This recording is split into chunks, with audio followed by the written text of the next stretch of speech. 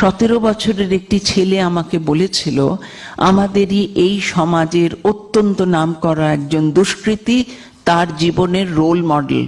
বললাম, কেন বাবা, এত লোক থাকতে সে কেন? বললো, পাওয়ার পাওয়ার। বুঝলে আন্টি, তোমার থেকেও তার পাওয়ার অনেক বেশি। বললাম, হ্যাঁ, কিসের পাওয়ার? জানো, তুমি ওর মতো যদি তৈরি হও, তোমায় কতদিন জেলে ভর্তি থাকতে হবে?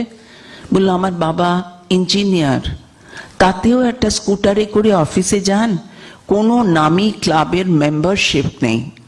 আমি যদি ওর মতো হতে পারি, 6 মাস জেলে থাকবো, আর তার বাইরের 6 মাস কত বাড়ি, কত গাড়ি, কত নারী। স্তব্ধ হয়ে তাকিয়েছিলাম কয়েক মুহূর্ত। কোথায় চলে গেছে মন? বলছে, বন্দি থাকবো 6 মাস, আর বাকি 6 মাস কি উদগ্র কামনা, ভোগের কি উদগ্র উদাহরণ। তাকেও বুঝিয়ে বুঝিয়ে বুঝিয়ে বুঝিয়ে সে রাস্তা থেকে যখন ফেরাতে পেরেছি, ভালো রেজাল্ট করছে, ভালোভাবে এগোচ্ছে, জীবনে সাফল্যের জায়গায় এসে দাঁড়িয়ে এক গাল হেসে বলেছিল, ভাগ্যিস তোমার সাথে দেখা হয়েছিল আমার। এই যে জায়গা, এই যে জিনিসটা সকলকে বোঝাতে চাই, হারিয়ে যেও না, হারিয়ে ফেলো না নিজের সম্পদকে। আরেকটি ছেলে সম্প্রতি বলছে, পড়তে ভালো লাগে না। কেন লাগে না? আমার মা বাবা তেমন অর্থবান পরিবারের জায়গায় দাঁড়িয়ে নেই। আমার বন্ধুদের কত কিছু আছে জানো, কত কিছুর মধ্যে আজকে সবচেয়ে বড় সম্পদ দামি মোবাইল, কিংবা একটা কি বলে ট্যাব, কম্পিউটারও না, ট্যাব। আইফোন হচ্ছে আমাদের স্টেটাস সিম্বল। এই ছেলেটি যখন বলছে মা বাবা অনেক কিছু দিতে পারে না বলে ওর হতাশ লাগে, বন্ধুদের আছে, ওর নেই, আমি বোঝাতে বসেছি, বাবা যা নেই তা যাতে পেতে পারো তার জন্যে আজ পড়ো। এবং এইখানে একটা প্রসঙ্গের জায়গায় বলি, ইচ্ছে করছে না, ভালো লাগছে না, সচেতন মানুষ এ কথাটা বলতে পারে না।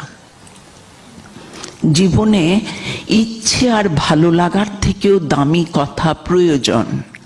যেটা করা প্রয়োজন সেটা যদি আমরা করতে শিখি, আমাদের পরবর্তী জীবনে ইচ্ছে ভালো লাগার অনেক দিশা তৈরি হয়।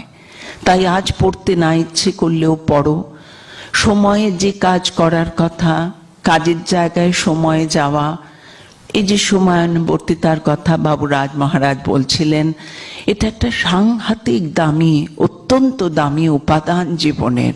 যে নিয়ম মানতে শেখে, নিয়ম মেনে চলে, অতিরিক্ত নিয়ম মানতে বলছি না, তাতে আবার অবসেসিভ কম্পালসিভ ডিসঅর্ডার হয়, কিন্তু সাধারণভাবে নিয়ম মানতে শেখা, যে নিয়ম মানলে আমার জীবনের সময়ের সম্পদকে সবচেয়ে বেশি ব্যবহার করা যাবে, সেটা তো আমায় শিখতে হবে।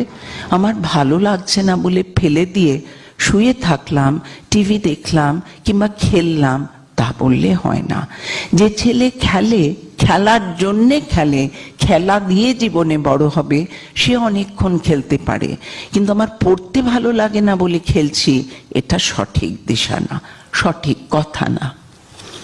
মা বাবা যেখানে একটু পিছনো, সেখানে আমার বক্তব্য, আত্মসম্পদে নিজেকে বলতে হয়, এই মা বাবার থেকেও আমি যাতে এগোতে পারি, সেই জন্যে আমায় খাটতে হবে। আর যে বাবা মা প্রতিষ্ঠিত, সফল, তাদের দেখে বলা উচিত, এই মা বাবার আঙ্গিকে আমিও নিজেকে দাঁড় করাবো, সেই ট্র্যাডিশন যাতে সমানে চলে।